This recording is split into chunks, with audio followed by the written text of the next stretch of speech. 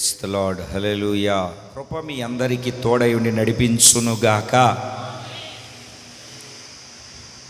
దేవుని వాక్యంలో నుండి ఒక చిన్న విషయాన్ని నేను మీకు జ్ఞాపకం చేస్తాను. రూతు గ్రంథము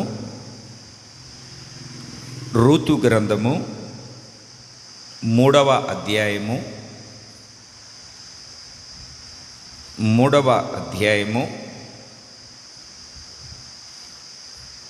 11వ వాక్యం. నా కుమారి భయపడకుము, నీవు చెప్పినదంతయు నీకు చేసేదను, నీవు యోగ్యురాలవని నా జనులందరూ ఎరుగుదురు. నేను ఎరుగుదును, నా జనులు కూడా ఎరుగుదురు. నీవు యోగ్యురాలు, నువ్వు చెప్పిందంతా నీకు చేస్తాను. గత దినాలలో వాగ్దానపూర్వకంగా ఈ మాటను నేను మీకు జ్ఞాపకం చేశాను. నువ్వు చెప్పిందంతా అని చెప్పుకుంటూ వచ్చాను. అంటే మనం ఏం చెప్పాలి, ఆయన ఏం చేస్తాడని చెప్పుకుంటూ వచ్చాను. ఈ రూతు గ్రంథము చాలా ప్రాముఖ్యమైనటువంటిది. ఈ రూతు గ్రంథాన్ని మనం జాగ్రత్తగా గమనిస్తే 4 అధ్యాయాలు. నయోమి బెత్లెహేమును విడిచి వెళ్ళడము, సర్వశక్తుడు నాకు విరోధమయ్యాడు, నన్ను నయోమి అనొద్దు, నన్ను మారా అనండి అని మొదటి అధ్యాయాల్లో, అట్లాగా బోయాజు పొలమని, ఆ కళ్ళమునకు వెళ్ళుమని, నిన్ను వట్టి చేతులతో పంపించనని చాలా విషయాలు మనం చెప్పుకుంటూ నేర్చుకుంటూ వస్తూ ఉన్నాం. తర్వాత గత దినాలలో యవల కోత ఆరంభమని కొన్ని విషయాలు మనం నేర్చుకుంటూ వస్తూ ఉన్నాం రూతు గ్రంథంలో. ఈ రూతు గ్రంథము 4 అధ్యాయాలు. దేవుని బిడ్డలారా, పరిశుద్ధ బైబిల్ గ్రంథంలో స్త్రీల పేరు మీద వ్రాయబడిన 2 గ్రంథాలు. ఒకటి రూతు గ్రంథము, రెండవది ఎస్తేరు గ్రంథము. ఈ 2 గ్రంథాలు స్త్రీల పేరు మీద వ్రాయబడి ఉన్నటువంటి గ్రంథాలు. ఈ చదవబడినటువంటి వాక్యాన్ని జాగ్రత్తగా మనము గుర్తుపడితే, నీవు చెప్పినదంతా నీకు చేస్తాను అంటే దాని అర్థం ఏమిటంటే, మనం అడిగిన దానికి ఆయన జవాబిస్తాడు. మనం ప్రార్థించాము, వెనువెంటనే దేవుడు కార్యాన్ని జరిగిస్తాడు. 4 అధ్యాయాలు కలిగినటువంటి గ్రంథం. మొదటి అధ్యాయం అంతా నేను జ్ఞాపకం చేసే ఒక చిన్న మాట ఏమిటంటే, ఈ మొదటి అధ్యాయం అంతా ప్రయాణాలు జరిగాయి. అంటే మొదటి అధ్యాయానికి నేను పెట్టుకున్న పేరు ఏమిటంటే ప్రయాణము. నాకు గుర్తుండాలి, వాళ్ళు మోయాబుకు వెళ్ళారు, రిక్తులైపోయి భర్తను 2 పిల్లలను పోగొట్టుకొని వచ్చింది. వెళ్ళేటప్పుడు సమృద్ధి, వచ్చేటప్పుడు రిక్తురాలు, జీరోగా వచ్చింది. హీరోగా వెళ్ళింది, జీరోగా వచ్చింది. దేవుని సన్నిధిలో మనం జీరోగా వస్తాము, హీరోలాగా వెళ్తాము నమ్మితే. అది ప్రయాణం చాలా ప్రాముఖ్యం. ఎక్కడికి ప్రయాణం చేయాలి, ఎక్కడికి ప్రయాణం చేయకూడదు. మనము కూడా పరదేశులము, యాత్రికులము, ప్రయాణం చేస్తున్నాము. మొదటి అధ్యాయం అంతా ప్రయాణం. గుర్తుపెట్టుకోండి, రూతు గ్రంథాన్ని మీరు గుర్తుపెట్టుకోవాలంటే నేను చెప్పే ఈ అంశాన్ని గుర్తుపెట్టుకోండి. 2వ అధ్యాయము ప్రయాస. 2వ అధ్యాయము మొదటి అధ్యాయం నుండి, మొదటి వాక్యం నుండి చివరి వాక్యం వరకు మీరు చదివితే, నేను పొలానికి వెళ్తాను, పరిగెరుకుంటాను, ఇట్లాగే ఇంట్లో కూర్చుంటే ఎవరు పెడతారు మనకు? 1 రోజు పెడతారు, 2 రోజులు పెడతారు అని ఉండొచ్చు. పొలానికి వెళ్ళి రూతును గురించి మనం చెప్తాము. కొద్దిసేపు మాత్రమే కూర్చుంది, కానీ ఉదయం నుండి సాయంత్రం వరకు కష్టపడుతూనే ఉంది. సోమరిగా లేదు, ప్రయాసపడుతూనే ఉంది. ఆమె ప్రయాసాన్ని చూసినటువంటి యజమానుడు ఈ పొలంలోనే పరిగెరుకోమన్నాడు, నా పనివారి వద్ద కూర్చోమన్నాడు, పనివారు చేదిన కుండలో నీళ్లు మాత్రమే త్రాగుమన్నాడు. కొన్ని పేలాలు అందించాడు, ముక్కను ముంచి ద్రాక్షారసములో ఆమెకు అందించాడు. కొన్ని పేలాలు పెడితే కొన్ని తిన్న తర్వాత తీసుకెళ్ళి తిన్న దాంట్లోనే అత్తకు పెట్టింది. అత్తకు పెట్టింది. కొద్దిసేపు మాత్రమే. చాలామందికి ప్రయాసపడడం ఇష్టం ఉండదు. ఈ 2వ అధ్యాయపు సారాంశము రూతు మనకు నేర్పుతున్న పాఠం ఏమిటంటే మనము ప్రయాసపడాలి. పౌలు గారు కూడా కొరింథీ సంఘానికి పత్రిక రాస్తూ చెప్తాడు, ప్రభువునందు మీ ప్రయాసము వ్యర్థము కాదు. ప్రసంగి గ్రంథకర్త అంటాడు, వ్యర్థం వ్యర్థం సమస్తము వ్యర్థము. లోకములో పాపములో వ్యర్థము, కానీ ప్రభువునందు పొరపాటున కూడా వ్యర్థము కానే కాదు. వ్యర్థము నిరర్ధకము జరగనే జరగదు. ప్రభువునందు మన ప్రయాస వ్యర్థము కాకుండా పోవునుగాక. 3వ అధ్యాయంలోనికి వస్తే ప్రవర్తన ఏమిటండి? రాత్రి అందరు ఇంటికి వెళ్ళిపోతారు. అందరు ఇంటికి వెళ్ళిపోతారు. బోయాజు ఒక్కడు ఉన్నాడు. యవనస్తురాలు ఈమె కూడా ఒక్కటి ఆ కళ్ళములో ఉంది. అర్ధరాత్రి అవకాశం ఉంది, మంచి సమయం ఉంది. ఎవ్వరు చూడరు. ఏం చేసినా మాట్లాడేవాళ్ళు, చూసి ఇది తప్పు అని చెప్పేవాళ్ళు కూడా లేరు. పాపం చేయడానికి అవకాశం ఉన్నా, పాపం చేయడానికి వీలు ఉన్నా ఆయన కాళ్ళ దగ్గర పడుకుంది. మధ్యరాత్రి ఉలక్కి పళ్ళేసి ఎవరమ్మా అని నా కుమారి అంటాడు. ఇందాక మనం చదువుకున్నట్టుగా నా కుమారి అంటాడు. వ్యర్థంగా మాట్లాడలేదు. అయ్యా నీ కొంగు నా మీద కప్పు, నా మీద దయచూపు. ఆ నిషీది రాత్రి పాపం చేయడానికి అవకాశం ఉన్నా, అడ్డుకునే వాళ్ళు ఎవరు లేకపోయినా, చెప్పేవాళ్ళు ఎవరు లేకపోయినా, తలంపుల్లో కానీ మనసులో కానీ హృదయంలో కానీ పాపము చేయని ఒక పరిశుద్ధమైనటువంటి జీవితాన్ని 3వ అధ్యాయం మనకు నేర్పుతుంది. అప్పుడప్పుడు మన ఉపవాసాలు ఉన్నప్పుడు ఎవరు చూడలేదులే అని గుటక్కున ఒక అడుగు చుట్టూ రౌండ్ పెండం మీద ఇడ్లీలు ఇంతలా వేసుకొని తింటాం, ఎవరు చూడలేదులే అని. ఇక్కడ పాపం చేయడానికి అవకాశం ఉన్నా పాపము చేయని, పాపమునంటేనే ఒక పరిశుద్ధమైనటువంటి జీవితాన్నే, అంటే మంచి ప్రవర్తన, సత్ప్రవర్తన మనకు అక్కడ కనబడుతూ ఉంది. 1వ అధ్యాయం అంతా ప్రయాణం, 2వ అధ్యాయం అంతా ప్రయాసము, 3వ అధ్యాయం అంతా ప్రవర్తన. ఎవరికైతే మంచి ప్రయాణం, ఎవరైతే చక్కగా ప్రయాసపడే జీవితం, ఎవరైతే చక్కగా సత్ప్రవర్తన కలిగి, మంచి ప్రవర్తన కలిగి, ఆయనే బోయాజ్ అంటున్నాడు, నా జనులకు తెలుసు నువ్వు ఎలా ప్రవర్తించావో నాకు తెలుసు అంటున్నాడు. మంచి ప్రవర్తన కలిగి, సత్ప్రవర్తన కలిగి ఉన్నాడు. 3వ అధ్యాయం అంతా ప్రవర్తన. 4వ అధ్యాయంలో పెండ్లి. 4వ అధ్యాయంలో పెండ్లి. మనకు కూడా వరుడైనటువంటి యేసుక్రీస్తుకు సంఘములో సంపూర్ణ సిద్ధి పొందిన పరిశుద్ధపరచబడినటువంటి వాళ్లకు మధ్యాకాశాన్ని వేదికగా దేవుడు పెళ్లి జరిగిస్తూ ఉన్నాడు. ఆ పెళ్లికి మనము సిద్ధపరచబడాలి. అంటే రాకడకు మనము సిద్ధపరచబడాలి. రాకడకు సిద్ధపరచబడాలంటే నీ ప్రయాణము, నీ నడవడిక మంచిదై ఉండాలి.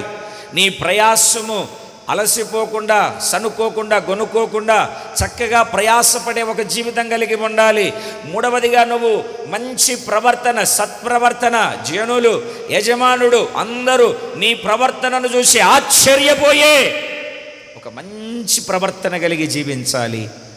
4వ అధ్యాయంలో జరగవలసినటువంటి బలవంతుడైనటువంటి బోయాజుతో రూతుకి ఎలాగైతే పెళ్ళి అయిందో, అలాగే బలవంతుడైనటువంటి యేసుతో కూడా మన వివాహము జరగబోతూ ఉన్నది. 2 చేతులు పైకెత్తి సంతోషంగా దేవునికి స్తోత్రం చెబుదాం. చెప్పాలి, గట్టిగా చెప్పాలి, ఆనందంగా చెప్పాలి. రూతు గ్రంథము 3వ అధ్యాయము 8వ వాక్యాన్ని మనము జాగ్రత్తగా చదివినప్పుడు, మధ్యరాత్రి యందు అతడు ఉలికిపడి తిరిగి చూచినప్పుడు ఒక స్త్రీ అతని కాళ్ళ యొద్ద పండుకొని ఉండెను.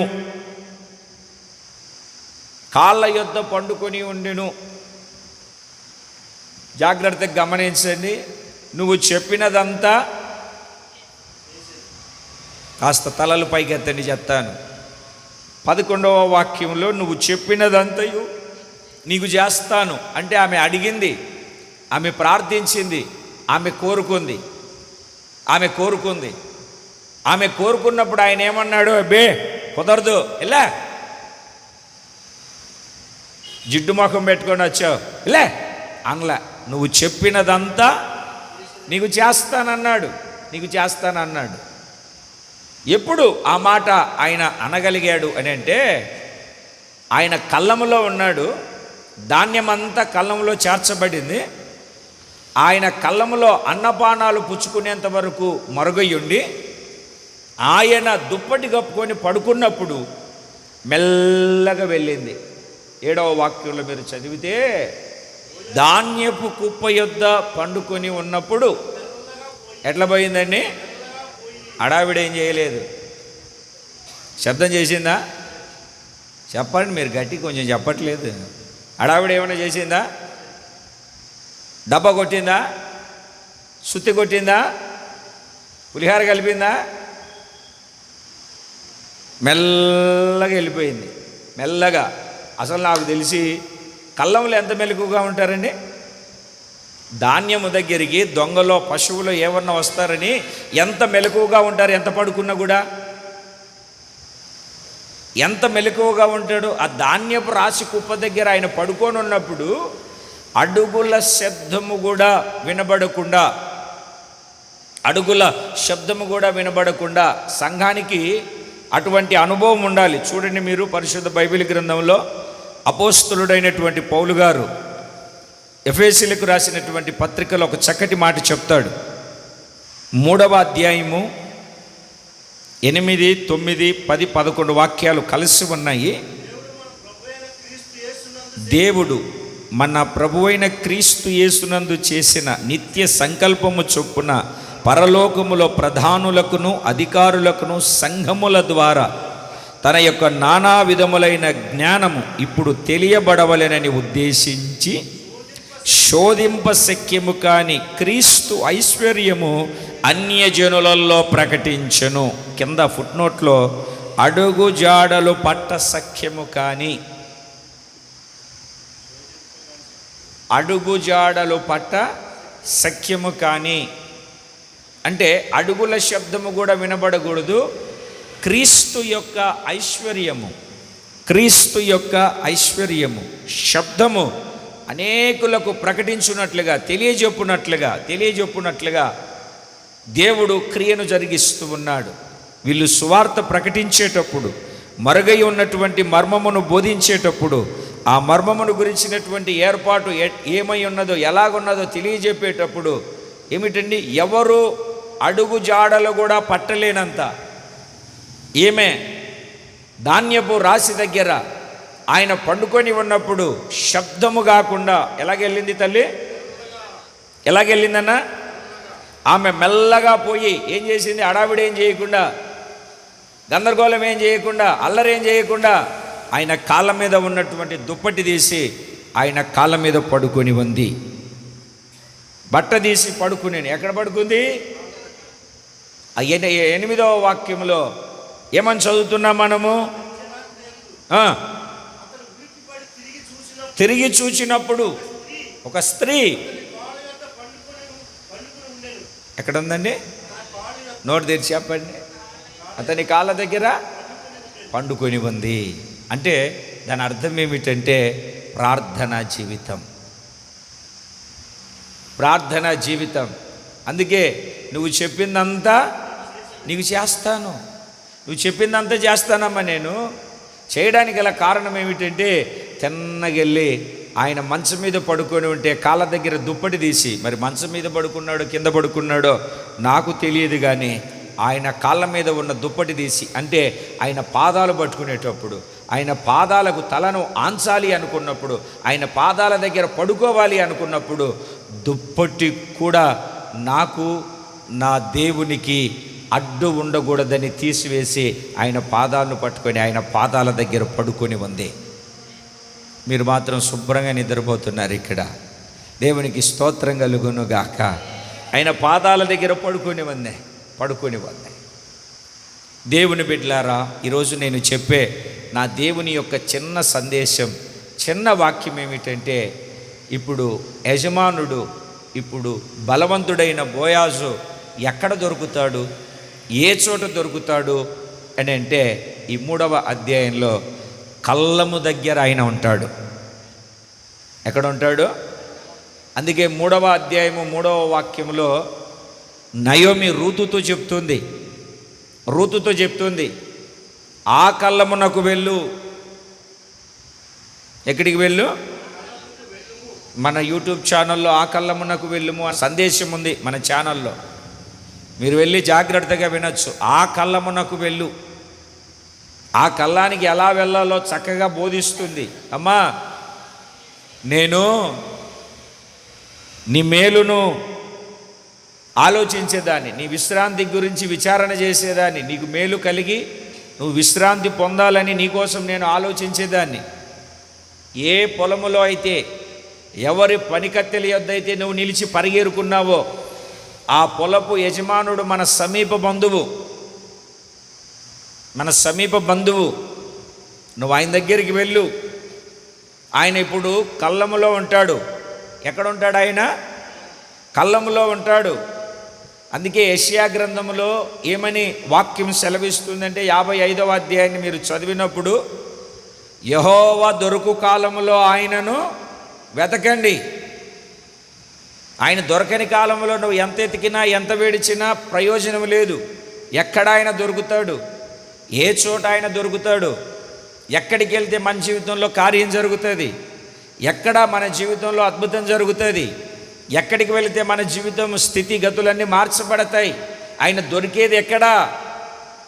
రూతు గ్రంథంలో ఆమె చెప్తుంది, కళ్ళము దగ్గర ఆయన దొరుకుతాడు. ఎక్కడ దొరుకుతాడు? కళ్ళము దగ్గర.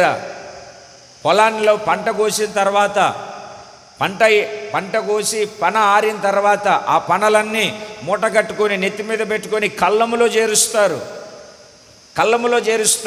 ఎందుకు చేరుస్తారు అని అంటే, గింజ కంకి నుండి వేరు చేయాలి. వేరు చేయబడిన తర్వాత పొట్టుతో కలిసి ఉంటుంది. పొట్టులో నుండి వేరు చేయాలి.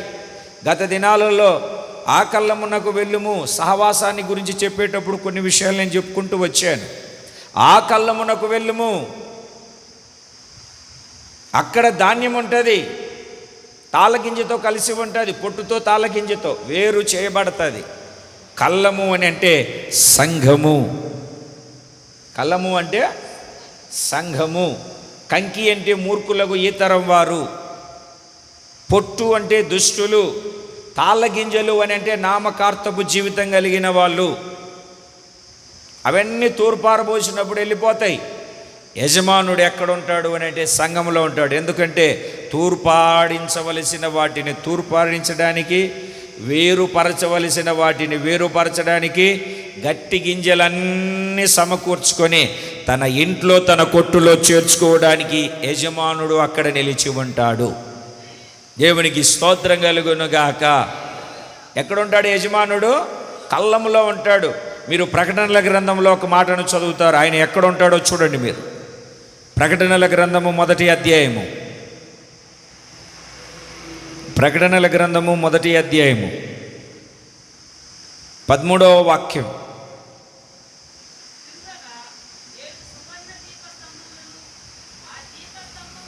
ఆ దీపస్తంభముల మధ్యను మనుష్య కుమారుని పోలిన ఏంటంటే ఒకరిని చూచి తిని, మనుష్య కుమారుణ్ణి పోలిన ఒకరిని చూచి తిని. దేవునికి స్తోత్రం కలుగునుగాక.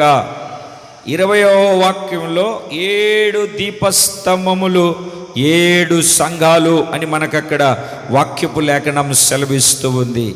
దేవుని ఉన్నతమైనటువంటి నామమునకు మహిమ కలుగునుగాక. చెప్పండి, కొంచెం గట్టిగా చెప్పండి, సంతోషంగా చెప్పండి. 7 దీపస్తంభముల మధ్య 7 నక్షత్రములను చేతబట్టుకొని ఆయన సంచరిస్తూ ఉన్నాడు. 2వ అధ్యాయము 1వ వాక్యాన్ని మనం చదివితే 7 నక్షత్రములు తన కుడి చేత పట్టుకొని 7 దీపస్తంభముల మధ్య సంచరిస్తూ ఉన్నాడు ఆయన. 7 దీపస్తంభములు అంటే ఏంటివి? సంఘము. దీపస్తంభం అంటే, కళ్ళము అంటే సంఘము. ధాన్యము అని అంటే ఆత్మలు. ధాన్యం అంటే ఆత్మలు. కళ్ళము అంటే సంఘము. 7 దీపస్తంభములు అంటే సంఘము. దీపస్తంభం అంటే సంఘము. ఇప్పుడు ఆయన ఎక్కడున్నాడు? ఆయన ఎక్కడ సంచరిస్తున్నాడు? ఆయన ఎక్కడ విశ్రాంతి తీసుకుంటున్నాడు? సంఘములో. సంఘములో. సంఘములో. దేవుని పరిశుద్ధ నామానికి మహిమ కలుగునుగాక. మత్తయి సువార్త 18వ అధ్యాయము 20వ వాక్యాన్ని మీరు చదివితే, యాలయనగా 2-3 నా నామమున ఎక్కడ కూడి ఉందురో అక్కడ నేను వారి మధ్యన ఉంటాను. నేను వారి మధ్యన ఉంటాను. 2-3 నా నామములో ఎక్కడైతే కూడి ఉంటారో, ఇప్పుడు మనము 2-3 కాదు, కొంతమందిగా 2-3 అంటే నేను, మా ఆవిడ, ఏమిటండి మా పిల్లలు అని మీరు అనుకుంటున్నారు.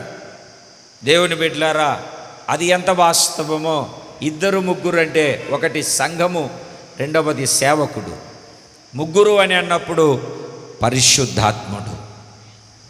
ఒకటి సంఘము, 2 సేవకుడు. సేవకుడు సంఘము కలిసి, సేవకుడు సంఘము 2 లేదా 3 కలిసినప్పుడు, 3వ వ్యక్తి పరిశుద్ధాత్ముడు. 2-3 కలిసినప్పుడు ఆయన వాక్యధారిగా మన మధ్యలో సంచరిస్తూ ఉంటాడు. సేవకుడిగా గుంపుగా మేము, విశ్వాసి గుంపుగా మీరు, మన మధ్యలో క్రియ చేయు పరిశుద్ధాత్ముడు సంచరిస్తూ ఉన్నాడు. 2-3గా కూడి ఉన్నటువంటి మన మధ్యలో వాక్యమై ఉన్నటువంటి యేసయ్య మన మధ్యలో ఎప్పుడు సంచరిస్తూ ఉన్నాడు. 2 చేతులు పైకెత్తి గట్టిగా దేవునికి స్తోత్రం చెబుదాం. ఇప్పుడు చెప్పండి, ఆయన ఎక్కడ దొరుకుతాడు? కళ్ళమంటే సంఘం. అందుకే వాళ్ళ అత్త చక్కటి సలహా ఇస్తుంది.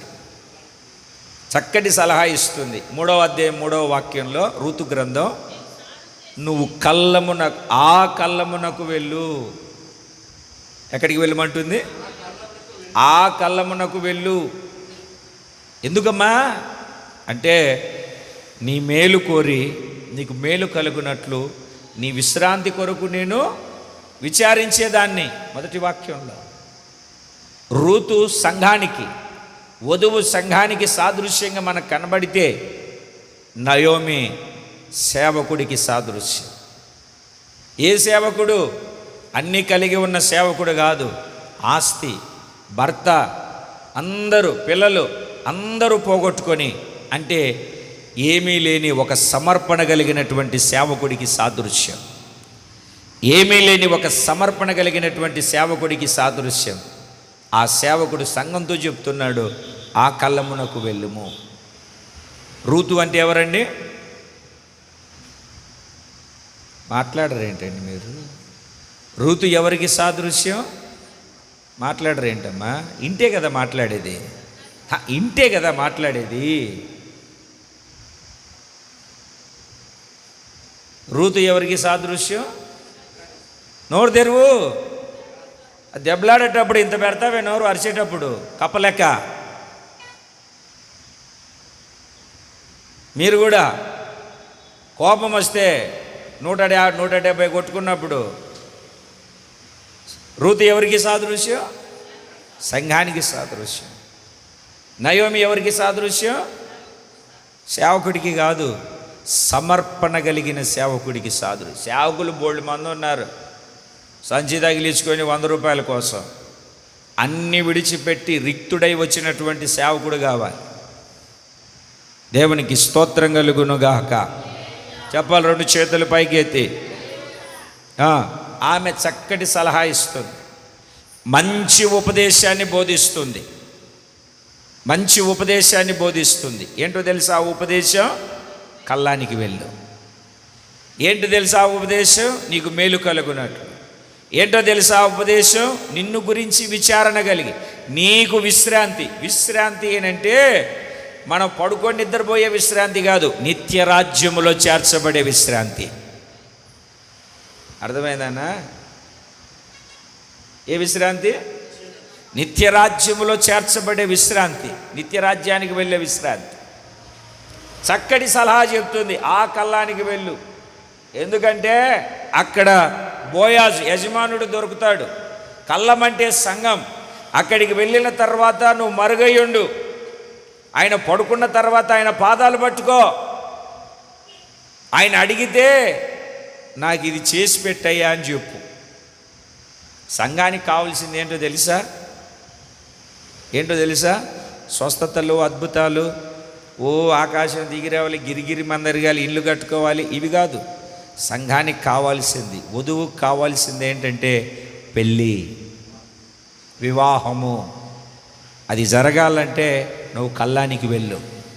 కొంగు గప్పమని అడుగు. ఆయన పాదాలు పట్టుకో. ఆయన మనకు సమీప బంధువు, చచ్చిన వారికి బ్రతికిన వారికి ఉపకారం చేసేవాడు. నీవు సమీప బంధువుడు అయి ఉండగా నీకు మేలు చేయడా? చేస్తాడు. వెళ్ళు. ఆమె వెళ్ళి పాదాలు పట్టింది. మధ్యరాత్రి వేళ ఏమిటండి, ఆయనే ఉలెక్కి పడేంత వరకు ఆయన పాదాల దగ్గర ఉన్నాయి. ఎంతవరకు ఉందమ్మా అన్నా? ఎంతవరకు ఉందన్నా? అతడు ఉలెక్కిబడి లేచేంత వరకు. దేవుని బిడ్డలారా, మనం ప్రార్థన ఎలా చేస్తున్నాం? సోదరం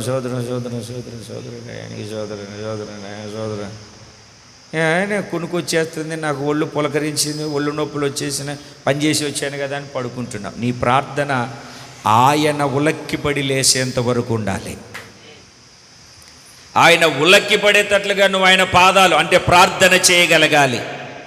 అటువంటి ప్రార్థన జీవితం నువ్వు కలిగి ఉండాలి. కల్లమునకు వచ్చి అంటే సంఘమునకు వచ్చి అటువంటి ప్రార్థన మందిరములో నువ్వు చేయగలుగుతున్నావా?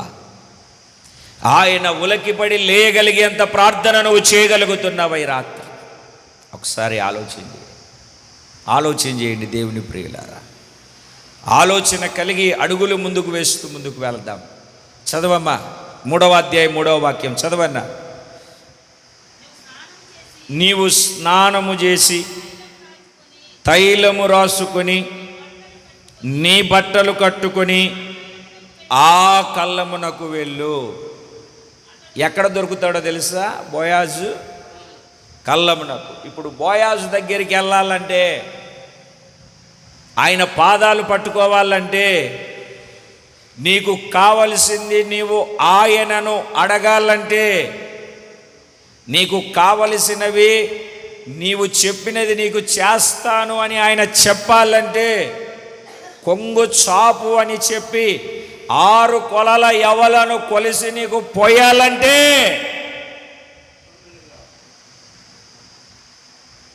నువ్వు ఎలా వెళ్ళాలో సలహా ఇస్తుంది. ఎలా వెళ్ళాలో చెప్తుంది. కల్లానికి ఎలా వెళ్ళాలో చెప్తుంది. కల్లానికి ఏ రకంగా వెళ్ళాలో చక్కగా బోధిస్తుంది. 3 విషయాలు చెప్తుంది అక్కడ. ఆ కల్లమునకు వెళ్ళుము అన్న దాంట్లో ఇదే మాటలు చెప్పాను. ఆ ఉపదేశం వేరు, ఈ ఉపదేశం వేరు. కావాలంటే ఇంటికి వెళ్ళి వినండి. మొదటిది స్నానము చేసి నేను గత దినంలో చెప్పాను, స్నానం అంటే బాప్తిస్మం అని చెప్పుకుంటూ వచ్చాను. ఈరోజు కూడా స్నానము చేసి నువ్వు సంఘానికి వెళ్ళాలి. స్నానం చేసి అంటే ఆదివారం పొద్దున్నేంది, వర్షం వచ్చింది, నీళ్లు చల్లగా ఉన్నాయి, గీజర్ వేసుకొని, గేజరా మాట్లాడరేంటండి, గేజరా వేసుకొని పొయ్యి మీద వేడి నీళ్ళు పెట్టుకొని స్నానం చేసుకొని సెంటు కొట్టుకొని అనేటువంటి పౌడర్ వేసుకొని ఆడావిడిగా బీరువాలో ఉన్న బట్టలు కట్టుకొని రావడం కాదు. స్నానము చేసి బలవంతుడి పాదాలు పట్టుకోవాలంటే కళ్ళమునోనికి వచ్చి ఆయన పాదాలు పట్టుకొని ప్రార్థన చేసి నీకు కావాల్సిందంతా నువ్వు అడిగి పొందుకోవాలంటే నువ్వు చేయాల్సిన మొదటి పని ఏమిటంటే స్నానము చేసి. ఏంటి ఆ స్నానం? ఈరోజు ఈ ఉపదేశం ద్వారా దేవుడు మనకు బోధిస్తున్న స్నానం ఏమిటి? చదవండి మీరు హెబ్రీలకు రాసిన పత్రిక 10వ అధ్యాయము.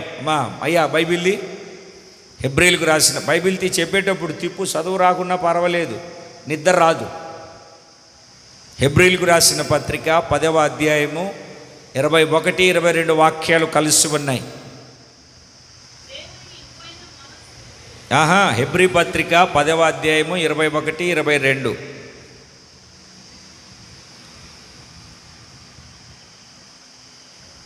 హెబ్రీ పత్రిక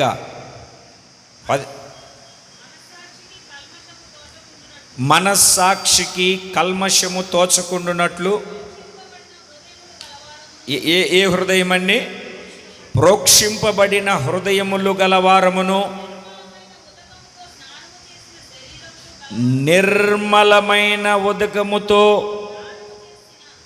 స్నానము చేసిన శరీరము గలవారమయుండి విశ్వాస విషయములో సంపూర్ణ నిశ్చయత కలిగి యథార్థమైన మనసుతో మనము దేవుని సన్నిధానానికి చేరుదము. రూతుతో నయోమి ఏం చెప్పింది? కళ్ళములో యజమానుడు దొరుకుతాడు, సంఘములో యజమానుడు ఉంటాడు. యెహోవా దొరుకు కాలములో ఎతకాలి. 7 దీపస్తంభముల మధ్య 7 నక్షత్రములను చేతబట్టుకొని సంచరిస్తాడు. 7 నక్షత్రములు సేవకుడికి, 7 దీపస్తంభములు సంఘానికి. ఎక్కడ ఇద్దరు నా నామములో కూడి ఉంటారు వారి మధ్యలో ఉంటాడు ఆయన. ఆయన మన మధ్యలో ఉన్నప్పుడు మనం ఏం చేయాలి అంటే ఆయన దగ్గరికి వెళ్ళాలి, ఆయన పాదాలు పట్టుకోవాలి. నీకేం కావాలో, నీకేం అవసరమో ఆయనను అడిగి పొందుకోవాలి. అక్కడికి వెళ్ళాలి అంటే స్నానం చేయాలి. ఏ స్నానం చేయాలో లేఖనం సరిగ్గా సెలవిస్తూ ఉంది. మొదట ప్రోక్షింపబడినటువంటి హృదయము గలవారమై. ఏ హృదయం అండి? చెప్పండి ఒకసారి గట్టిగా. ఒకసారి కప్పు అందుకో, లేకు త్వరగా.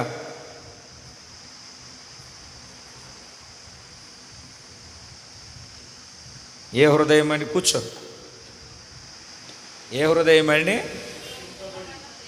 దీంట్లో నీళ్ళు ఉన్నాయి. ప్రోక్షింపడము అంటే ఇది.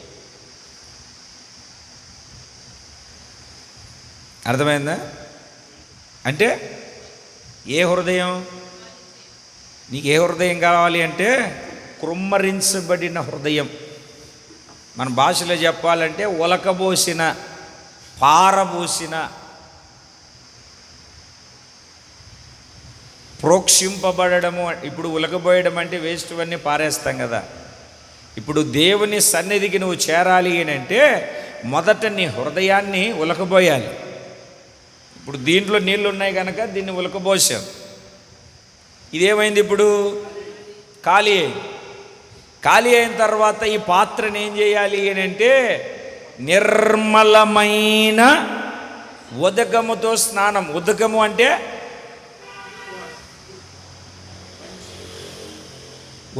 అంటే నీళ్ళు, మంచి నీళ్ళు. మురికి నీళ్ళతో కడుగుతారా? కుండలు కడిగేటప్పుడు ఏ నీళ్ళతో కడుగుతాడు?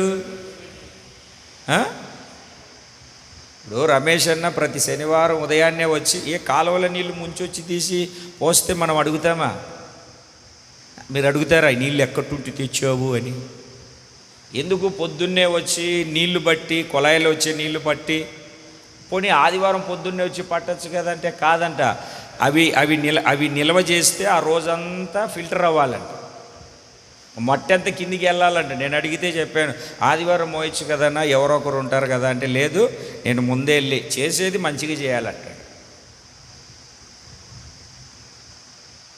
వేస్ట్ నీళ్ళతో చేయకూడదు. అది ప్రోక్షింపబడిన అనుభవం కావాలి. అవి ఉదకము మంచి నీళ్ళతో. ఇప్పుడు నయోమి రూతుతో చెప్తుంది, నువ్వు స్నానం చేసి. ఎలా స్నానం చేయాలి అని అంటే అక్కడ వాక్యం చెప్తుందంటే నిర్మలమైనటువంటి నీళ్ళతో స్నానం చేయాలి. ఏ నీళ్ళతో చేయాలండి అంటే ఒక శుద్ధీకరణ. హెబెసీయులకు రాసిన పత్రిక 5వ అధ్యాయం 27వ వాక్యం చదవండి మీరు. 5:27. అటువలే క్రీస్తు కూడా, పైవాక్యం, పురుషులారా మీరును బకెట్ తీసుకొని, చెమ్ము తీసుకొని, కర్ర తీసుకొని చిత్త కొట్టేసేయండి, తలుపేసి కొట్టండి. అదేనా అండి చెప్పింది? మీరును మీ భార్యలను ప్రేమించండి, అటువలే క్రీస్తు కూడా సంఘమును ప్రేమించి అది కలంకమైనను ముడత అయినను అట్టిది మరి ఏదైనను లేక పరిశుద్ధమైనదిగాను నిర్దోషమైనదిగాను మహిమగల సంఘముగాను ఆయన తన ఎదుట దానిని నిలవబెట్టుకొనవలెనని వాక్యముతో ఉదక స్నానము చేత పవిత్రపరచి పరిశుద్ధపరచుటకై దాని కొరకు తన్ను తాను అప్పగించుకొనెను. ఏం చేశాడన్నా? యేసుప్రభు ఎందుకు చనిపోయాడంట? మొదటిది మనుషులందరి పాపం కొరకు. ఇది బయట చెప్పాలి. మనం సంఘంలోనికి వచ్చినప్పుడు మనం ఏం గుర్తుపెట్టుకోవాలంటే, వాక్యమును నాకు ఇచ్చి నన్ను వాక్యము ద్వారా పరిశుద్ధపరిచి పవిత్రపరచడానికి, వాక్యముతో నన్ను పవిత్రపరిచి పరిశుద్ధపరచడానికి ఆయన మృతి నొందాడు, చనిపోయాడు నా కోసం. అర్థమైందా అండి? మీరేమో వాక్యం అంటే కునికేసేసి, మీరేమో వాక్యం అంటే అశ్రద్ధ చేసి, నిర్లక్ష్యం చేసి ఏమినాలే ఏం చేయాలి అంటారు. వాక్యం కోసం యేసు ప్రభు చనిపోయాడు. చనిపోయిన యేసు ప్రభు వాక్యాన్ని ఇచ్చి, చూడండి అక్కడ చక్కగా రాసింది, వాక్యముతో ఉదక స్నానము. ఇక్కడనేమో హెబ్రీ పత్రికలో నిర్మలమైన ఉదకముతో స్నానము. తండ్రి సన్నిధికి చేరాలంటే చాలామంది చెప్తా ఉంటారు, ఏందిలే అలా వెళ్ళి ఇలా వస్తే సరిపోద్దని. స్నానం చేయాలి. ఏ స్నానము? మంచి నీళ్ళు, ఉదకము. ఏ ఉదకము? వాక్యమనే ఉదకము. వాక్యముతో మనము ప్రక్షాళన చేయబడాలి. వాక్యముతో మన జీవితాలు సరి చేయబడాలి. వాక్యముతో మనలను మనము శుద్ధీకరించాలి. వాక్యముతో మనము శుద్ధీకరించుకోవాలి. 119వ కీర్తన 9వ చరణములో, యవనస్తులు దేని చేత తమ నడతను శుద్ధి చేసుకుంటారు? నీ వాక్యమును వినుట తోడనే, నీ వాక్యము ద్వారానే, నీ వాక్యమును బట్టియే, నీ వాక్యమును బట్టి అనుసరించుటను బట్టియే, నీ వాక్యమును బట్టి అనుసరించుటను బట్టియే యవనస్తులు తమ నడతను. 9వ వాక్యం మీరు 11వ వాక్యాన్ని చదువుతున్నారు.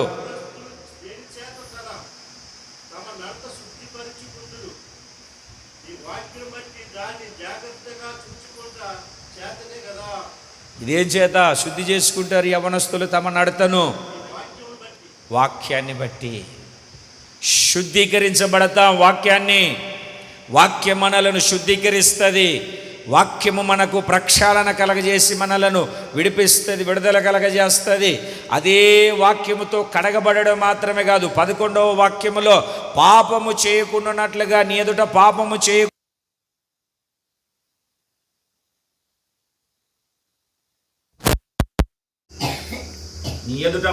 చేయకుండానట్లు వాక్యమును నా హృదయంలో నేను ఉంచుకొని ఉన్నాను అంటాడు. రోజున దేవుని వాక్యాన్ని ఆలకిస్తూ ఉన్నటువంటి దేవుడు వెళ్ళారా, స్నానము చేయాలి. నయామాను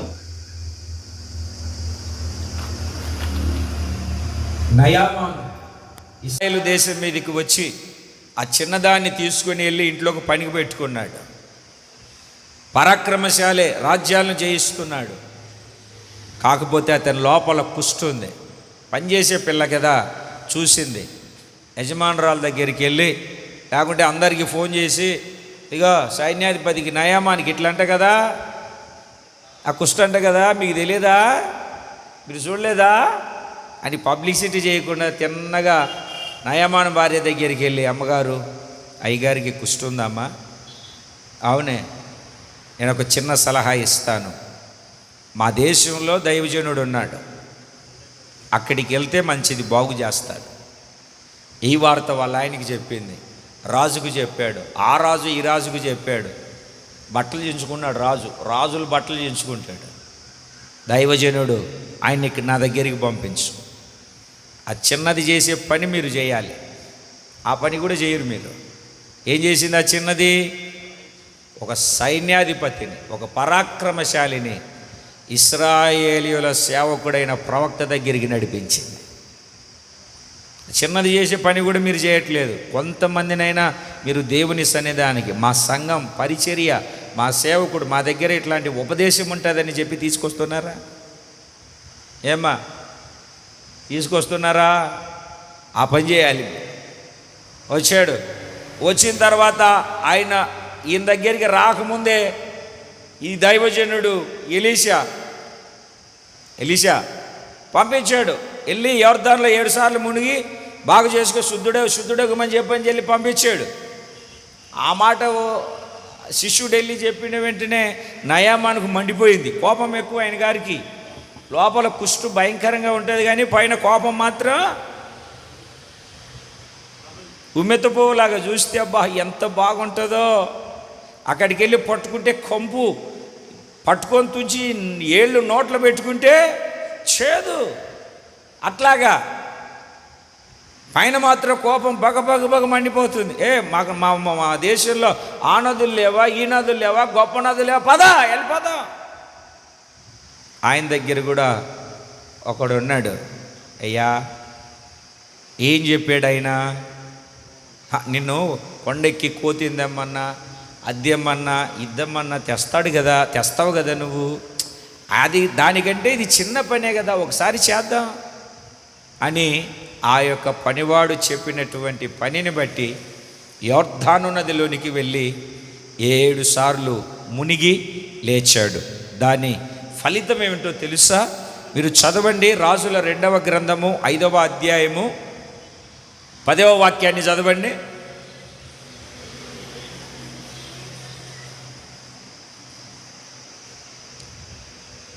నయామాను చెప్పిన వెంటనే రాజుల 2వ గ్రంథం 5వ అధ్యాయానికి నువ్వు బైబిల్ తెరిచి ఉండాలి. 7 మార్లు స్నానం చేయము, నువ్వు శుద్ధుడవుతావు, నువ్వు బాగా శుద్ధుడవుతావు. స్నానము నిన్ను శుద్ధునిగా చేస్తుంది. యొర్దాను నది గొప్పదని కాదు, అక్కడ దైవజనుడు చెప్పిన మాట. నీళ్లు గొప్పవని కాదు, ఆయన చెప్పిన మాట. అలాగనే దేవుని యొక్క వాక్యం నిన్ను కూడా శుద్ధిని చేస్తుంది. 14వ వాక్యాన్ని చదవండి. దైవజనుడు చెప్పినట్టు 7 మార్లు మునిగెను, అతని దేహము పసిపిల్లల దేహములాగా మార్చబడింది. కొట్టాలి కదా, సచ్చు దెబ్బలు, నీరసంగా కూర్చుంటేట. చేతులు ఇచ్చాడు కదండి, 2 చేతులు. దేవునికి స్తోత్రం కలుగునుగాక. ఇంతకు ముందున్నటువంటి దేహం ఏంటి? ముదిరిపోయిన దేహం. ఆ రోగం అతని దేహాన్ని కొరికి పుండు చేస్తుంది. మాంసం కనబడుతుంది, పుండై రసిగారుతుంది, ఎముకలు కనబడేటట్లుగా తింటుంది. ఎప్పుడైతే యొర్దాను నదిలో 7 సార్లు మునిగాడో, 7 అంటే సంపూర్ణంగా చేశాడో, ఈ రోజున మనము కూడా వాక్యం అనే ఉదక స్నానము చేయగలిగితే, వాక్యము చేత ఉదక స్నానము చేస్తే మన ఆధ్యాత్మికమైనటువంటి జీవితము కూడా పాపపు కుష్టులో నుండి మనం విడిపించబడతాము. బయట కనబడే కుష్టు చాలా సంవత్సరాల తర్వాత లోపల ఉండి బయటపడే కుష్టు కూడా ఉందట. ఇంతకుముందు కుష్టు రోగం వచ్చిన వాళ్ళను ఊరు బయటికి వెళ్ళేసేవాళ్ళు.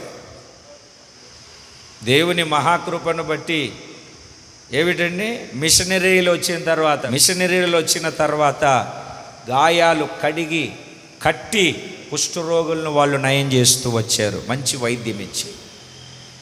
ఇప్పుడు లేదు ఆ పరిస్థితి.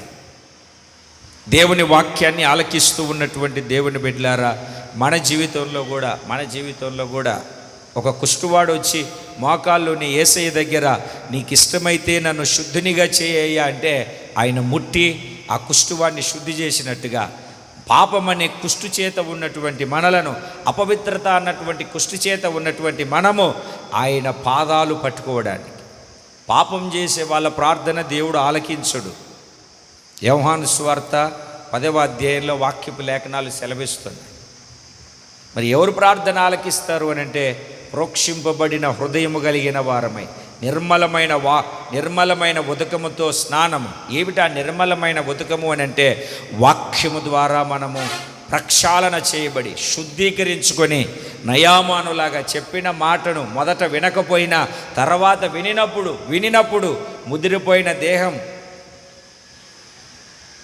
కొరకబడిన దేహం, పుండుబడ్డ దేహం, రసిగారే దేహం, కంపు కొట్టే దేహం, ఎముకలు కనిపించే మాంసము క్షీణించిపోయే ఈ దేహాన్ని యోర్దాను నదిలో స్నానము చేసినప్పుడు ఎలా శుద్ధుడయ్యాడో అలాగే మన జీవితాన్ని వాక్యము శుద్ధీకరించి ఆయన ఎదుట మనలను నిలబెడతది. 2 చేతులు పైకెత్తి సంతోషంగా ఆనందంగా స్నానం చేయాలి. గత దినాలలో బాప్తిస్మం అని చెప్పాను. ఇప్పుడు వాక్యము ద్వారా స్నానం చేయాలి మనం. అప్పుడు మనలో ఉన్న కలంకము, ముడత, మచ్చ, డాగు, కల్మషము ఏది లేకుండా వాక్యము మనలను శుద్ధీకరిస్తుంది, ప్రక్షాళన చేస్తుంది. రెండవది, అత్త ఆమెకిచ్చినటువంటి సలహా, ఆమెకు బోధించిన బోధ, ఉపదేశం ఏమిటంటే తైలము పూసుకో. ఏంటమ్మా? తైలం రాసుకో. తైలం రాసుకో అంటే 4-5 స్ప్రే బాటిల్, సెంటు బాటిల్ తెచ్చుకొని కొట్టుకొని రావడం కాదు. ఏమిటండి, కంపు కొట్టకుండా బాగా నీట్గా వచ్చేస్తామని. నేను కొట్టుకోవద్దని చెప్పట్లేదు, నేను అలా చెప్పట్లేదు. తైలము రాసుకొని, గత దినాలలో తైలము రాసుకొని అంటే ఏం చెప్పానంటే పరిశుద్ధాత్మతో అభిషేకించబడని చెప్పాను. ఇప్పుడు తైలము రాసుకో అంటే చదవండి మీరు పరిశుద్ధ బైబిల్ గ్రంథములో పరమగీతము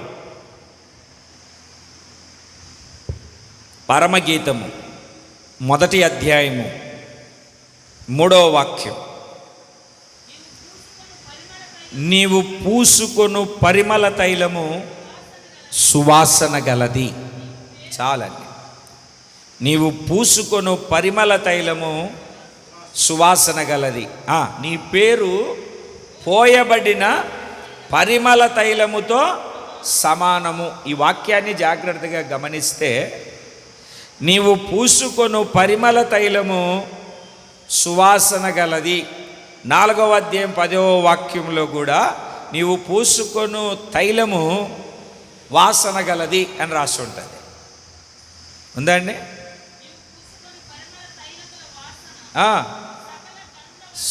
నువ్వు పూసుకొను పరిమళ తైలముల వాసన సకల సకల గంధ వర్గముల కంటే సంతోషకరం.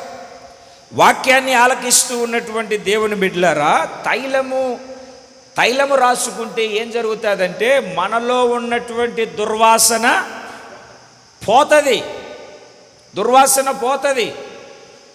దుర్వాసన ఎందుకు వచ్చింది? కీర్తనల గ్రంథం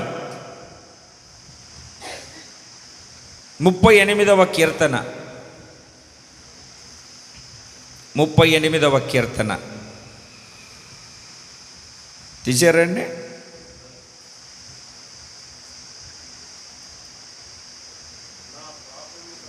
5వ వాక్యం.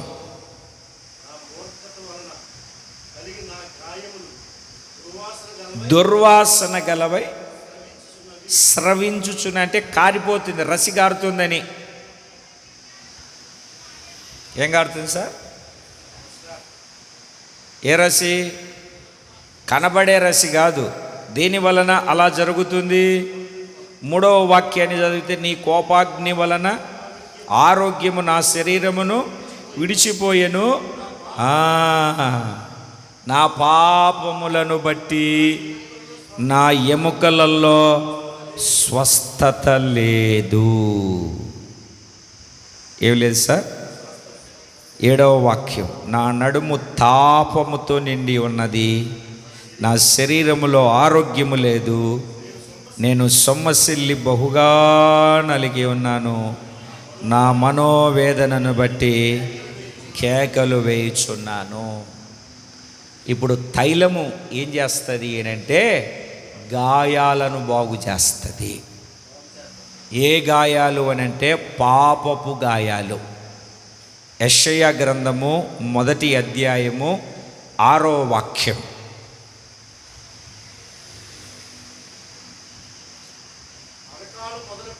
అరికాలు మొదలుకొని తల వరకు కొంచెమైనను లేదు, ఎక్కడ చూచినను గాయములు, దెబ్బలు, పచ్చి పుండ్లు, అవి పిండబడలేదు, కట్టబడలేదు,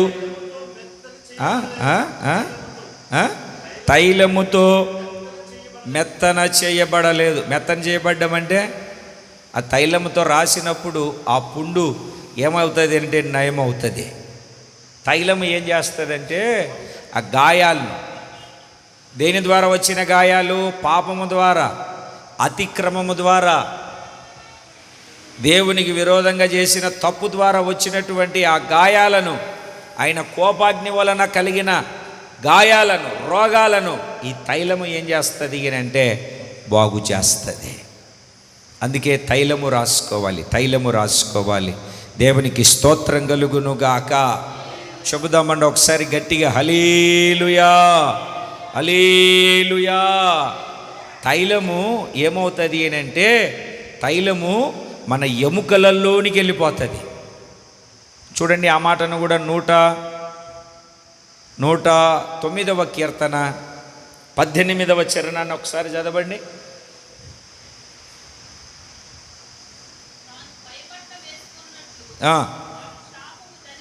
ధరించాను, నీళ్ళ వలె చొచ్చి ఉన్నది, తైలము వలె, తైలము వలె.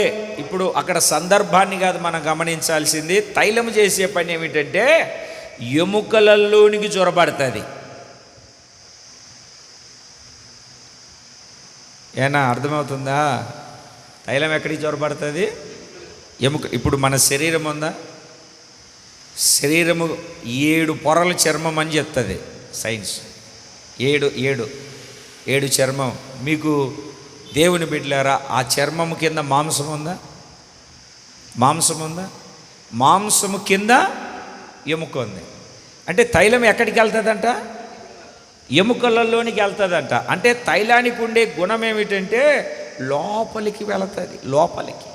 లోపలికి వెళ్ళి మన అంతరంగములో ఉండే పాపము, ఆ పాపము దుర్వాసన, ఆ పాపపు కంపు లోపలికి వెళ్ళి తైలము ఎలాగైతే జ్వరబడుతుందో ఆ ఎముకలలో ఉన్నటువంటి పాపాన్ని బయటికి తీసుకొని వస్తుంది తైలం.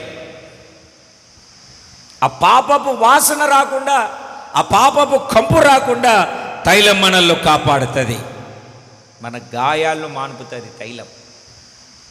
పాపపు గాయాలను మాన్పుతుంది. దేవునికి వ్యతిరేకంగా చేసిన పాపము ఏదైనా ఉంటే మనలో మాన్పుతుంది. అట్టి పాపములు మాన్పబడినటువంటి వారమై మనము కళ్ళములోనికి వెళ్ళి ఆయన పాదాలు పట్టుకోవాలి. నీవు పూసుకొను పరిమళ తైలము,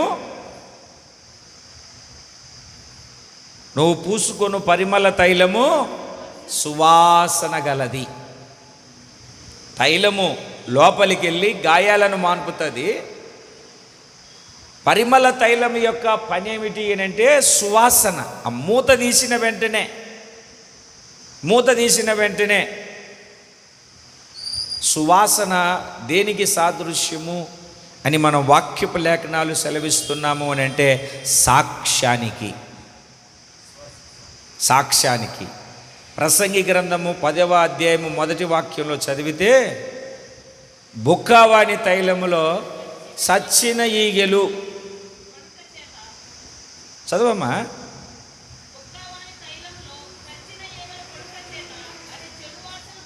ఏంటి? తైలపు బుడ్డే చెడు వాసన కొడుతుంది. దేనికోసము? చచ్చిన ఈగలు. పాత తర్జుమాల్లో అత్తర్వాణి తైలములో చచ్చిన ఈగలు పడుట వలన, అసలు సెంటులో, ఆ తైలములో, తైలం మంచిదే, తైలం మంచిదే, దాంట్లో ఏం పడ్డాయి? బతికిన ఈగలు కాదు. బతికిన ఈగలు అయితే ఈదుకుంటూ ఉంటాయి. ఏ ఈగలు పడ్డాయి? చచ్చిన ఈగలు పడ్డాయి. ఆ చచ్చిన ఈగలు ఏం చేస్తున్నాయంటే, ఆ చచ్చిన ఈగలు చేసిన పని ఏమిటి అంటే ఆ అత్తర్ని పాడు చేశారు. అంటే చచ్చిన ఈగలు దేనికి సాదృశ్యం అంటే అపవిత్రమైన జీవితానికి. పాపము కాదు, అపవిత్రమైన జీవితానికి. అపవిత్రత వలన మన సాక్ష్యం ఏమైపోతుంది? ఎగ్జాంపుల్గా చెప్పాలంటే, అపవిత్రమైన ఒట్టి మాటలకు నువ్వు విముఖుడవై ఉండుము. మాటలు ఏంటంటే మంచి మాటలు ఉన్నాయి, బాగు చేసే మాటలు ఉన్నాయి, ఆదరించే మాటలు ఉన్నాయి, స్వస్థపరిచే మాటలు ఉన్నాయి, ఏమిటండి నిలబెట్టే మాటలు ఉన్నాయి. అలాగనే కృంగజేసే మాటలు ఉన్నాయి, పాడు చేసే మాటలు ఉన్నాయి, పతనం చేసే మాటలు ఉన్నాయి, గలిబిలి చేసే మాటలు ఉన్నాయి, విరోధాన్ని రేపే మాటలు ఉన్నాయి, ఏమిటంటే చెడ్డ మాటలు ఉన్నాయి.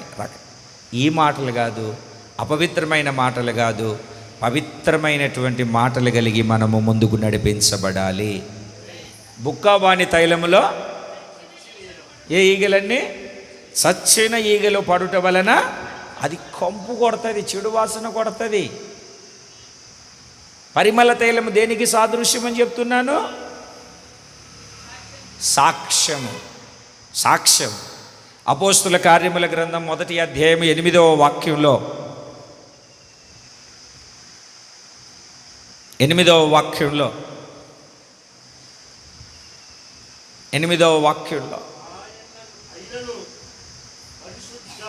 మీ మీదికి వచ్చినప్పుడు మీరు శక్తి నొందెదరు కనుక యెరూషలేములోను యూదయ సమరయ దేశములందంతటా భూదిగాంతముల వరకు నాకు సాక్షులై ఉంటారు. పరిశుద్ధాత్మ మీ మీదికి వచ్చినప్పుడు మీరు శక్తిని పొందుతారు. యూదయ సమరయ, ఏమిటండి? యెరూషలేము, యూదయ, సమరయ దేశములందంతటా మీరు నాకు సాక్షులై ఉంటారు. యెరూషలేం అంటే సంఘములో సాక్షులుగా ఉంటారు. యూదయ అంటే సొంత ప్రజల దగ్గర సాక్షులై ఉంటారు. అన్యుల దగ్గర కూడా, నామకార్థ సంఘాలకు కూడా సాదృశ్యము సమరయులు. వాళ్ళ దగ్గర కూడా మీరు ఏమై ఉంటారు? నాకు సాక్షులేండి. సాక్ష్యం అంటే ఆదివారం వచ్చి మనం ఇక్కడ చెప్పడం కాదు, అని చెప్పొద్దని చెప్పట్లేదు నేను. నువ్వు తైలము రాసుకొని అని అంటే నీకు ఒక మంచి సాక్ష్యం ఉండాలి. నా ఆత్మీయ తల్లి చెప్పేది ఎప్పుడు, మేరక్క గారు, సాక్ష్యము లేకపోతే మోక్షము లేదు. నీకు ఒక మంచి సాక్ష్యం ఉండాలి, మంచి సాక్ష్యము కలిగి ఉండాలి. ఎలీషా అభిషేకించబడినటువంటి వాడు. ఎలీషా చనిపోయాడు. చనిపోయిన తర్వాత యుద్ధం జరుగుతూ ఉంటే ఒకడు చచ్చిపోతే ఈయన అలాగనే వదిలేసి వెళ్ళిపోకూడదు కదా అని చెప్పి ఎక్కడొక సమాధిలో పాతి పెడదామని ఒక సమాధి కనపడింది. ఆ రాయి తీసేసి ఆ సమాధిలోనికి వాడిని దించారు. అది ఎలీషా సమాధి. ఈ శవము ఆ సమాధిలో దించుతూ ఉండగా ఆ శవము యొక్క కాళ్ళు ఎలీషా యొక్క ఎముకలను తగిలిన వెంటనే చచ్చినవాడు బ్రతికాడు. ఈరోజు నీ సాక్ష్యము పాపముల చేత, అపరాధముల చేత చచ్చిన వారిని ఎందరినో బ్రతికించాలి. నిన్ను చూసి కొందరు బలహీనపరచబడి సంఘాన్ని విడిచిపోకూడదు. నిన్ను చూసి కొందరు బలహీనులు కాకూడదు. నిన్ను చూసి భక్తిలో భ్రష్టులు అవ్వకూడదు. నిన్ను చూసి అనేకులు ఆత్మలో ఉజ్జీవింపబడి, రగిలించబడి దేవుని కొరకు ఒక సాక్షిగా జీవించాలి. 2 చేతులు పైకెత్తి గట్టిగా దేవునికి స్తోత్రం చెబుదా. 104వ కీర్తన 15వ చరణంలో కూడా చదివితే ఒక అద్భుతమైనటువంటి మాట మాట్లాడతాడు పరిశుద్ధాత్ముడు అక్కడ. 104వ కీర్తన 15వ చరణం.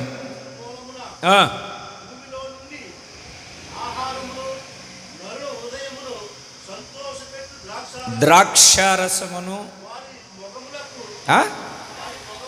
వారి ముఖములకు, రెండేనండి, అది ఇది ఒకటే. మెరుగునిచ్చు తైలమును, ముఖము అన్నా మొగము అన్నా ఒకటే. ఇక్కడ తైలం ఏం చేస్తుంది? ముఖానికి షైనింగ్ ఇస్తుంది, బ్రైట్నెస్ ఇస్తుంది. దీని గురించి చెప్పుకుంటూ పోతే ఇంకా చాలా విషయాలు మనకుంటాయి. తైలము సాక్ష్య జీవితానికి. నీకు మంచి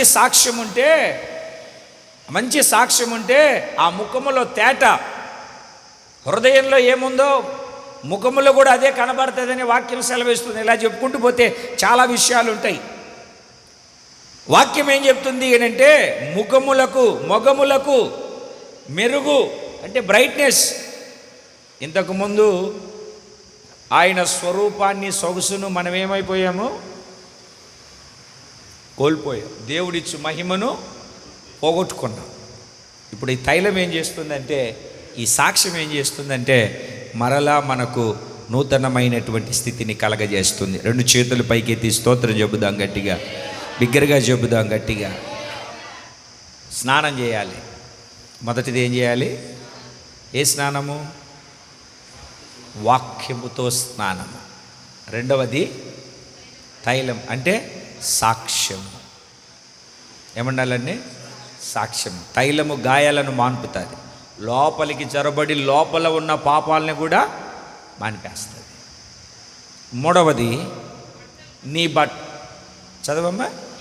అది ప్రతి అక్షరం విడిచిపెట్టకూడదు, మనకు కావాలి. నీ బట్టలు కట్టుకొని 64వ అధ్యాయము యెషయా గ్రంథము 6వ వాక్యములో మా నీతి క్రియలన్నీ మురికి గుడ్డల వలె నాయను అంటాడు. నీతి క్రియలు ఏంటంటే మురికి గుడ్డలు. అంటే బట్టలను అక్కడ దేంతో పోలుస్తున్నాడు? మురికి గుడ్డల్లాగా. ఏదేను తోటలో చక్కగా ఉన్నారండి ఆదామవ్వలు, చక్కగా ఉన్నారు. ప్రతి చల్లటి పూట దేవుడు వచ్చి ఆదాముతో అవ్వతో మాట్లాడుతాడు, ముచ్చటిస్తున్నాడు. ఒకరోజు అదే చల్లటి పూట దేవుడు వచ్చాడు. దేవుడు వచ్చేసరికి ఆదామా అని పిలిస్తే ఆదాము లేడు. ఎక్కడికి వెళ్ళావు ఆదామా అంటే తర్వాత వచ్చాడు. వచ్చి అరే అబ్బాయి, నేను పిలిచినప్పుడు ఎక్కడికి వెళ్ళావు నాన్న? మీరు పిలిచినప్పుడు మేము దిగంబరులుగా ఉన్నాము, అందుకే చెట్టు చాటుకి వెళ్ళిపోయాం. దిగంబరులని ఎవరు చెప్పారా మీకు అంటే, నేను తినద్దని ఆజ్ఞాపించిన పండ్లను మీరు తిన్నారా? తిన్నారు, అందుకే దిగంబరులు అని గుర్తెరిగారు. అంతవరకు వాళ్ళకు బట్టలు ఉన్నాయా? లేవు. మరి దిగంబరులని తెలిసిందా? లేదు. ఎందుకు? కారణం వాళ్ళు మహిమతో ఉన్నారు. పాపము చేశారు, మహిమను కోల్పోయారు, దిగంబరత్వం వచ్చింది. ఒకరినొకరు చూసుకోలేక అంజూరపు ఆకులను తుంచుకొని కచ్చడాలుగా మనం తోరణాలు కడతాం చూడండి, ప్రభువుని నమ్ముకోనక ముందు. అట్లాగా ఏమిటండి? కచ్చడాలుగా కట్టుకొని మొలను చుట్టుకున్నారు. తమ మానములను కప్పుకొని దేవుని దగ్గరికి వచ్చారు. అప్పుడు ఏ మేకో ఏ కుక్కో దేవునికి స్తోత్రం కలుగునుగాక. ఒక మాట చెప్పాలి నేను ఇప్పుడు మీకు. ఆ మధ్య ఒక ఆమె పెద్ద జడ వేసుకొని, జడ నిండా పూలు పెట్టుకొని బస్టాండ్లో కూర్చుంది. బ్రహ్మాండంగా కూర్చుంది. అందరూ ఆమెనే విచిత్రంగా చూస్తున్నాడు. అబ్బాబ్బా అని. పాపం మేక కడుపు కాలినట్టుంది. ఆ పూలను తింటే ఎవరో షో అనేసరికి ఆ పూలను అట్లాగనే పట్టుకొని లాగేసింది. నెత్తికి పెట్టుకున్నటువంటి సౌరం మొత్తం ఊడొచ్చింది. చూస్తే బోడిగుండు.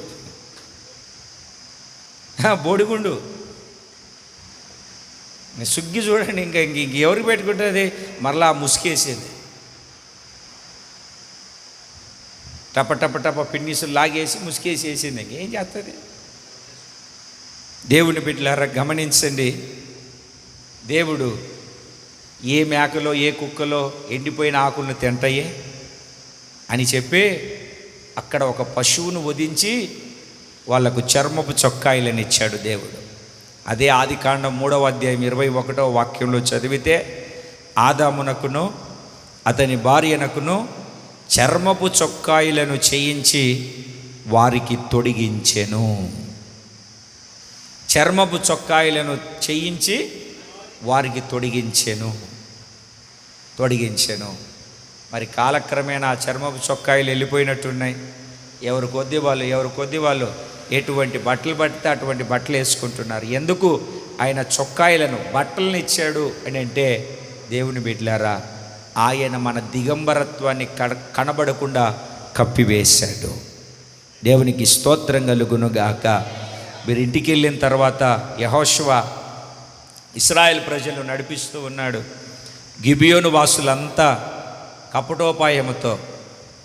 కపటోపాయముతో వేషం వేసుకొని పాత బట్టలు వేసుకొని వచ్చారు. ఏం వేసుకొని వచ్చారు? పాత బట్టలు, అరిగిపోయిన చెప్పులు, ఏమిటండి, చినిగిపోయిన ద్రాక్ష తిత్తులు కుట్టుకొని, ఎండిపోయినటువంటి రొట్టెలు. పక్కనే వాళ్ళ ఊరు, పక్కనే కపటోపాయంతో ఏమిటండి రాయబారులమని వచ్చి పాత బట్టలు, చినిగిపోయిన బట్టలు వేసుకొని యెహోషువతో నిబంధన చేసుకుంటున్నారు. అయ్యా, మాతో నిబంధన చేయండి. ఇదిగో మేము చాలా రోజుల నుండి నడిచి వస్తున్నాం. చెప్పులు అరిగిపోయాయి, బట్టలు చినిగిపోయాయి, ద్రాక్షారసపు తిత్తులు కూడా పగిలిపోయాయి. మా బట్టలు చూడండి అని వాళ్ళు ఏం చేస్తున్నారు అని అంటే, వేషధారణ కలిగి జీవిస్తూ ఉన్నారు. వేషధారణ, పాత బట్టలు. అందుకే దేవుడు ఆ పాత బట్టలను తీసివేసి నూతన వస్త్రాలను దేవుడు మనకిస్తున్నాడు. నీ బట్టలు వేసుకో, వేరే వాళ్ళ బట్టలు వేసుకోవద్దు. ఇదే యెషయా గ్రంథం 61వ అధ్యాయం 10వ వాక్యంలో మనము చదివినప్పుడు రక్షణను వస్త్రంగా వాళ్ళకి ఇచ్చాడు. రక్షణ వస్త్రములను ఆయన నాకు ధరింపజేసాను. ఉందా? ఏ వస్త్రాలండి? రక్షణ వస్త్రాలను నువ్వు పోగొట్టుకున్నావేమో. అదే యెషయా గ్రంథం 61వ అధ్యాయము 3వ వాక్యం, ఉల్లాస వస్త్రమును,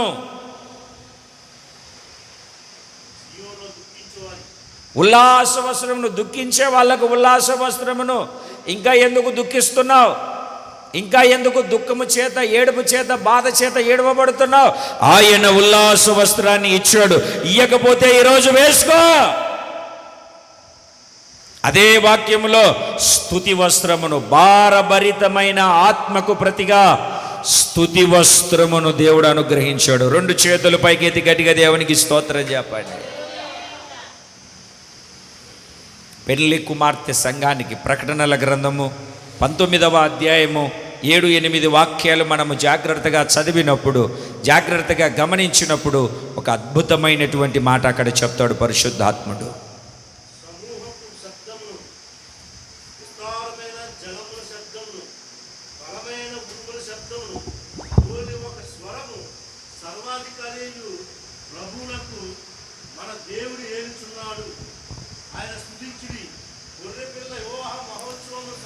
గొర్రెపిల్ల వివాహ మహోత్సవ సమయము వచ్చి ఉన్నది.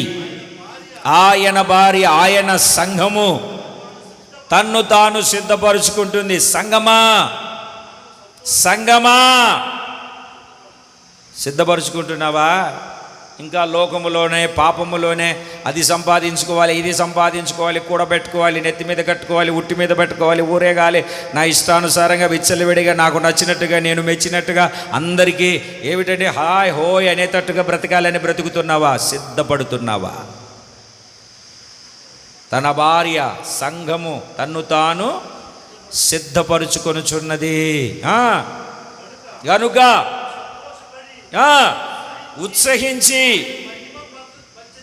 ఆయన మహిమ పరిచితము. పరలోకములో దూతల సమూహం చెప్పుకుంటుంది.